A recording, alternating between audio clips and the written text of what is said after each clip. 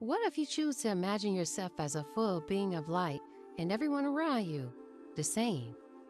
See, my father was there and my uncle was there, and everything was perfect. In this place, my uncle chose to step forward and approach God and say, "Hi, God, what am I?" And God said, "You are a being of light." Then he asked, "What is the opposite of light?" God said, "Darkness." So he asked again, "Well, then what is light?"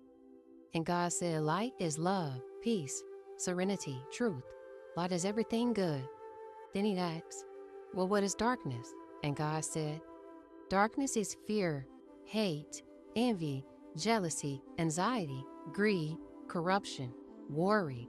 Darkness is the absence of what you are." So my uncle asked a question that changed everything. How do I experience darkness? I want to be more. I want to be well-rounded. And it seems like in order to be the best light being I can be, I need to understand darkness. And God said, "You can't experience that here. This place is too perfect. But you can incarnate to earth. You can live a human life. You can experience contrast." Then God said, "There is only one condition. You cannot go alone. Someone has to go with you." So my uncle looked around and he saw another being of light. The light being stood up and said, "Hey man, I'll go." My uncle looked at him and he asked, "Why would you choose to come into darkness with me? You're going to have to do hateful things. You're going to have to show me envy, jealousy, fear, greed, and anxiety. You're going to have to be what darkness looks like so I can understand it." And the light being said, "Because I love you. But promise me something. Promise me that you will remember that I agreed to help you. If you don't remember, we can't get stuck. We can repeat lifetimes over and over, trying to understand hate, trying to resolve jealousy and envy, fear and greed, forgetting where it all started." And my uncle said, "Okay, I promise I will remember."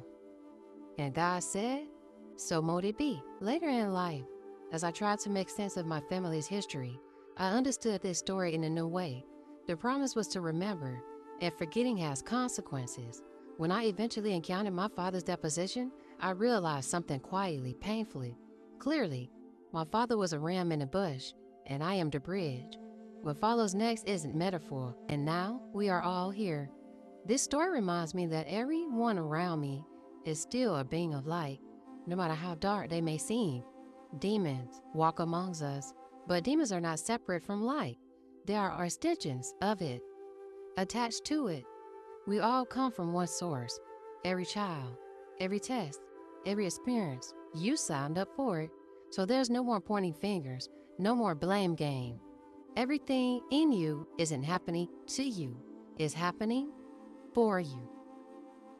Neither is an imagination. It's the sworn testimony. This story is how I hold it. The deposition is how the records hold it. Now let's put everything in perspective. Welcome to the deposition, a father's truth in a daughter's voice.